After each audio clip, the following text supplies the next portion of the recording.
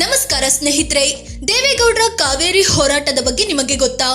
ಇವರು ಸಿಎಂ ಆಗಿದ್ದಾಗ ಎದುರಾದ ಕಾವೇರಿ ಸಮಸ್ಯೆ ಬಗೆಹರಿಸಿದ್ದು ಹೇಗೆ? ಕಾವೇರಿ ನೀರಿಗಾಗಿ ದೇವೇಗೌಡರು ಉಪವಾಸ ಕೂತಿದ್ದು ಗೊತ್ತಾ? ಗೌಡರ ಉಪವಾಸ ಸುಪ್ರೀಂ ಕೋರ್ಟ್ ಆದೇಶವನ್ನೇ ಬದಲಿಸಿತ್ತಾ? ಕಾವೇರಿ ವಿಚಾರದಲ್ಲಿ ದೊಡ್ಡಗೌಡರ ಮಾತನ್ನು ಚಾಚೂ ತಪ್ಪದೆ ಪಾಲಿಸಿದ್ಯಾಕೆ ಸಿದ್ದರಾಮಯ್ಯ? ರಾಜಕೀಯ ಮೀರಿ ವರ್ತಿಸಿದ್ಯಾಕೆ ದೇವೇಗೌಡರು? ಎಲ್ಲವನ್ನ ಈ ವಿಡಿಯೋದಲ್ಲಿ ಹೇಳ್ತೀವಿ. ಅದಕ್ಕೂ ಮುನ್ನ ನೀವಿನ್ನು ನಮ್ಮ ಚಾನಲ್ಗೆ ಸಬ್ಸ್ಕ್ರೈಬ್ ಆಗಿಲ್ಲ ಅಂದ್ರೆ ಈ ಕೂಡಲೇ ಆಗಿ ಪಕ್ಕದ ಗಂಟೆ ಗುರುತಿನ ಮೇಲೆ ಕ್ಲಿಕ್ ಮಾಡಿ. ದೇವೇಗೌಡರು ಸಿಎಂ ಆಗಿದ್ದಾಗ ಆಗಿದ್ದೇನು? 1994ರಲ್ಲಿ ಜನತಾದಳಕ್ಕೆ ಬಹುಮತ ಬಂದು ಎಚ್.ಡಿ. ದೇವೇಗೌಡರು ಮುಖ್ಯಮಂತ್ರಿ ಆಗಿದ್ರು. ಆದ್ರೆ 1995ರಲ್ಲಿ ಮಳೆ ಕಡಿಮೆ ಆಗಿದ್ರಿಂದ ಕಾವೇರಿ ಕೊಳ್ಳದಲ್ಲಿ ನೀರು ತುಂಬಾ ಕಡಿಮೆ ಇತ್ತು. ಹೀಗಾಗಿ ತಮಿಳುನಾಡಿಗೆ ಹರಿಯುತ್ತಿದ್ದ ನೀರು ಸ್ವಲ್ಪ ಕಡಿಮೆಯಾಯಿತು. ಆಗ ತಮಿಳುನಾಡು ಕೋರ್ಟ್ ಮೊರೆ ಹೋಯ್ತು. ವಿಚಾರಣೆ ನಡೆಸಿದ ಸುಪ್ರೀಂ ಕೋರ್ಟ್ ತಮಿಳುನಾಡಿಗೆ ನೀರು ಬಿಡುವಂತೆ ಕರ್ನಾಟಕಕ್ಕೆ ಆದೇಶ ನೀಡಿತು. ಆಗ ದೇವೇಗೌಡರು ಮೊದಲಿಗೆ ರಾಜ್ಯದ ವಿಪಕ್ಷ ಸೇರಿದಂತೆ ಎಲ್ಲಾ ರಾಜಕೀಯ ಪಕ್ಷಗಳು ಮತ್ತದರ ನಾಯಕರನ್ನ ಒಟ್ಟುಗೂಡಿಸಿದ್ರು. ಆಮೇಲೆ ಪ್ರಧಾನಿಯಾಗಿದ್ದ ಪಿ.ವಿ. ನರಸಿಂಹರಾವ್ ಅವರನ್ನು ಭೇಟಿಯಾಗಿ ಅವರ ಮನವೊಲಿಸಿದ್ರು. ಆಗ ಕೇಂದ್ರ ಸರ್ಕಾರ ಮಧ್ಯ ಪ್ರವೇಶಿಸಿದ್ರಿಂದ ತಮಿಳುನಾಡಿಗೆ ಬಿಡಬೇಕಾದ ನೀರಿನ ಪ್ರಮಾಣ ಕಡಿಮೆ ಮಾಡಲಾಯಿತು. ಹೀಗೆ ವಿವಾದ ಶಾಂತಿಯುತವಾಗಿ ಎಂಡಾಯಿತು.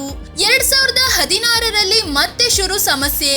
2016ರಲ್ಲಿ ಸಿದ್ದರಾಮಯ್ಯ ಸಿಎಂ ಆಗಿದ್ರು. ಕಾವೇರಿ ಕೊಳ್ಳದಲ್ಲಿ ನೀರು ಕಡಿಮೆ ಇತ್ತು. ಜಲಾಶಯದಲ್ಲಿರೋ ನೀರನ್ನ ಕುಡಿಯೋ ಉದ್ದೇಶದಿಂದ ಇಟ್ಟುಕೊಳ್ಳಲಾಗಿದೆ. ಅದನ್ನು ಬಿಡಲು ಆಗಲ್ಲ ಅಂತ ರಾಜ್ಯ ವಿಧಾನಸಭೆಯಲ್ಲಿ ನಿರ್ಣಯ ಪಾಸ್ ಮಾಡಲಾಯಿತು. ಆದ್ರೆ ಆಗ ಸುಪ್ರೀಂ ಕೋರ್ಟ್ ತಮಿಳುನಾಡಿನ ಪಾಲಿಗೆ ಹೋಗಬೇಕಾದ ನೀರನ್ನು ಬಿಡುವಂತೆ ಕರ್ನಾಟಕಕ್ಕೆ ಆದೇಶ ಕೊಡ್ತು.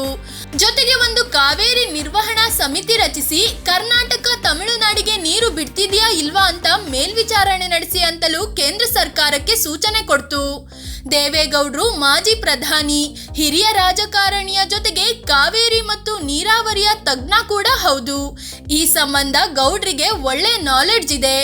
ಹೀಗಾಗಿ 2016ರಲ್ಲಿ ಕಾವೇರಿ ವಿವಾದದ ಕಂಪ್ಲೀಟ್ ಹೊಣೆ ತಾವೇ ಹೊತ್ತುಕೊಂಡ್ರು. ಆಗಾಗಲೇ ಅವರಿಗೆ 84 ವರ್ಷ ವಯಸ್ಸಾಗಿತ್ತು. ಅನಾರೋಗ್ಯ ಹಿನ್ನೆಲೆ ಯಾವುದೇ ಕಾರ್ಯಕ್ರಮಗಳಿಗೂ ಹೋಗ್ತಿರ್ಲಿಲ್ಲ.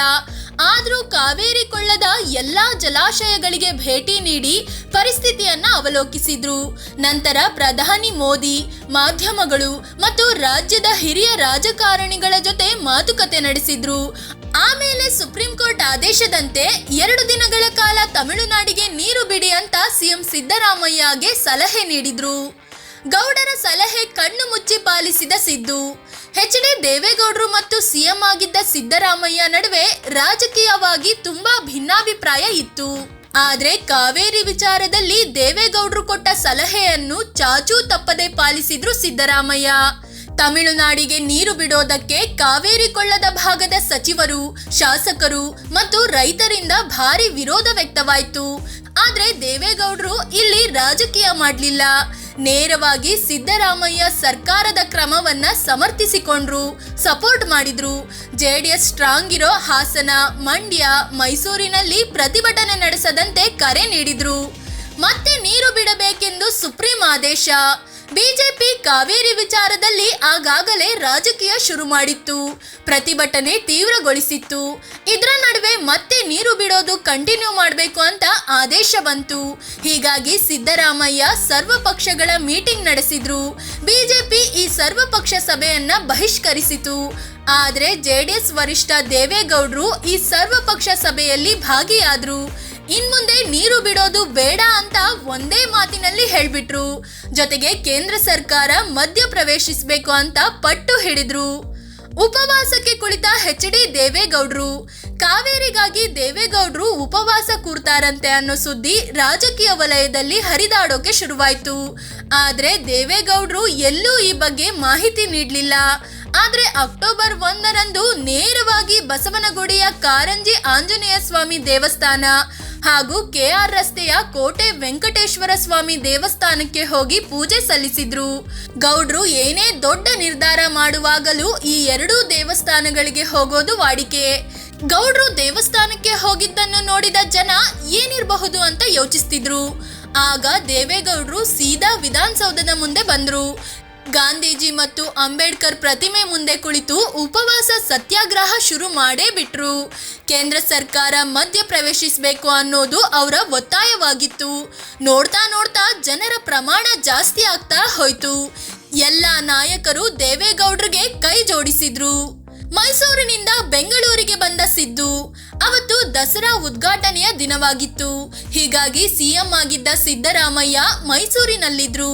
ದೇವೇಗೌಡರು ಉಪವಾಸಕ್ಕೆ ಕೂತಿದ್ದಾರೆ ಅನ್ನೋದು ಗೊತ್ತಾದ ಕೂಡಲೇ ಸಿದ್ದರಾಮಯ್ಯ ಬೆಂಗಳೂರಿಗೆ ಓಡಿ ಬಂದ್ರು. ದೇವೇಗೌಡರ ಪಕ್ಕದಲ್ಲಿ ಕೂತು ಆಹಾರ ಸೇವಿಸುವಂತೆ ಒತ್ತಾಯಿಸಿದ್ರು. ಆದ್ರೆ ದೇವೇಗೌಡರು ಏನೂ ತಿನ್ಲಿಲ್ಲ. ಈ ಬಗ್ಗೆ ನಂತರದಲ್ಲೂ ಸಿದ್ದರಾಮಯ್ಯ ಮಾತನಾಡಿದ್ದಾರೆ. ನಿಮ್ಗೆ ವಯಸ್ಸಾಗಿದೆ, ಪ್ಲೀಸ್ ಹೀಗೆ ಮಾಡಬೇಡಿ ಅಂತ ರಿಕ್ವೆಸ್ಟ್ ಮಾಡ್ಕೊಂಡೆ.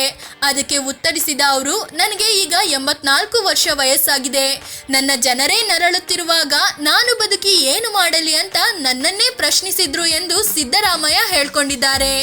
ಸಂಜೆ ಅಷ್ಟರ ವೇಳೆಗೆ ದೇವೇಗೌಡರ ಆರೋಗ್ಯ ಸ್ಥಿತಿ ಹದಗೆಡೋಕೆ ಶುರುವಾಯಿತು. ಅವರ ಅಳಿಯ ಹೃದ್ರೋಗ ತಜ್ಞ ಮಂಜುನಾಥ್ ಅಲ್ಲೇ ಇದ್ರು. ಆಗ ಪ್ರಧಾನಿ ಮೋದಿ ಪರವಾಗಿ ಕೇಂದ್ರ ಸಚಿವ ಅನಂತ್ ಕುಮಾರ್, ಸದಾನಂದ ಗೌಡ ದೇವೇಗೌಡರನ್ನು ಭೇಟಿಯಾದ್ರು. ಈ ವಿಚಾರದಲ್ಲಿ ಪ್ರಧಾನಿ ಮೋದಿ ಮಧ್ಯಪ್ರವೇಶ ಮಾಡ್ತಾರೆ ಅಂತ ಭರವಸೆ ನೀಡಿದ್ರು. ದೇವೇಗೌಡರ ಉಪವಾಸಕ್ಕೆ ಸಿಕ್ಕಿತು ಪ್ರತಿಫಲ. ಸುಪ್ರೀಂ ಕೋರ್ಟ್ನಲ್ಲಿ ವಾದ ಮಂಡಿಸಿದ ಕೇಂದ್ರ ಸರ್ಕಾರ ಅರ್ಜೆಂಟ್ನಲ್ಲಿ ನೀರು ನಿರ್ವಹಣೆಯ ಸಮಿತಿ ರಚಿಸಲು ಸಾಧ್ಯವಿಲ್ಲ. ಟೆಕ್ನಿಕಲ್ ಕಮಿಟಿ ನೀರು ಎಷ್ಟಿದೆ, ಪರಿಸ್ಥಿತಿ ಹೇಗಿದೆ ಅನ್ನೋದನ್ನ ಅವಲೋಕಿಸಬೇಕು. ನಂತರ ಸಮಿತಿಯ ವರದಿಯ ಆಧಾರದಲ್ಲಿ ನೀರು ಬಿಡಬೇಕು ಅನ್ನೋ ಕರ್ನಾಟಕದ ವಾದ ಸರಿಯಾಗಿದೆ ಅಂತ ಹೇಳ್ತು. ಕೇಂದ್ರ ಸರ್ಕಾರದ ಈ ಮಾತಿಗೆ ಸುಪ್ರೀಂ ಕೋರ್ಟ್ ಕೂಡ ಸಹಮತಿ ಸೂಚಿಸಿತು. ದೇವೇಗೌಡರ ಈ ನಡೆ ರಾಜಕೀಯವನ್ನು ಮೀರಿದ ನಡೆಯಾಗಿತ್ತು. ಅದಕ್ಕೆ ಕಾಂಗ್ರೆಸ್ ನಾಯಕರೇ ಗೌರವ ಮತ್ತು ಅಭಿಮಾನದ ಹೊಳೆ ಹರಿಸಿದ್ರು. ತಮಿಳುನಾಡು ಗೆಲ್ಲೋದು ಯಾಕೆ ಗೊತ್ತಾ? 2016ರಲ್ಲಿ ತಮಿಳುನಾಡಿನ ರಾಜಕೀಯ ಪಕ್ಷಗಳಲ್ಲಿ ಯಾವುದೇ ರೀತಿಯ ಒಗ್ಗಟ್ಟು ಇರಲಿಲ್ಲ. ಆದ್ರೆ ಕರ್ನಾಟಕದಲ್ಲಿ ಆ ಕೆಲಸವನ್ನ ದೇವೇಗೌಡರು ಮಾಡಿದ್ರು. ಆದ್ರೆ ಬೇರೆ ಎಲ್ಲಾ ಟೈಮ್ಗಳಲ್ಲಿ ತಮಿಳುನಾಡು ರಾಜಕೀಯ ಪಕ್ಷಗಳು ಕಾವೇರಿ ವಿಚಾರ ಬಂದಾಗ ಒಗ್ಗಟ್ಟಾಗಿ ಬಿಡ್ತವೆ. ಜೊತೆಗೆ ತಮಿಳುನಾಡು ಒಂದು ಹೆಜ್ಜೆ ಮುಂದೆ ಇರುತ್ತೆ. ಇದೇ ಕಾರಣಕ್ಕೆ ತಮಿಳುನಾಡು ಯಾವಾಗಲೂ ಕಾವೇರಿ ಕದನದಲ್ಲಿ ಗೆಲ್ಲುತ್ತೆ ಅನ್ನೋದು ದೇವೇಗೌಡರ ವಾದವಾಗಿದೆ. ಸ್ನೇಹಿತರೆ, ಇದು ದೇವೇಗೌಡರ ಕಾವೇರಿ ಹೋರಾಟದ ಕುರಿತು ಮಾಹಿತಿ ಕೊಡೋ ಪ್ರಯತ್ನ. ಇವರ ಬಗ್ಗೆ ನಿಮಗೇನ್ ಅನ್ಸುತ್ತೆ ಅಂತ ಕಾಮೆಂಟ್ ಮಾಡಿ ಹೇಳಿ. ಅದೇ ರೀತಿ ನೀವಿನ್ನು ನಮ್ಮ ಚಾನಲ್ಗೆ ಸಬ್ಸ್ಕ್ರೈಬ್ ಆಗಿಲ್ಲ ಅಂದ್ರೆ ಈಗಲೇ ಆಗಿ ನಮಗೆ ಸಪೋರ್ಟ್ ಮಾಡಿ. ನಿಮ್ಮ ಬೆಂಬಲ ನಮಗೆ ತುಂಬಾ ಮುಖ್ಯ. ಧನ್ಯವಾದ.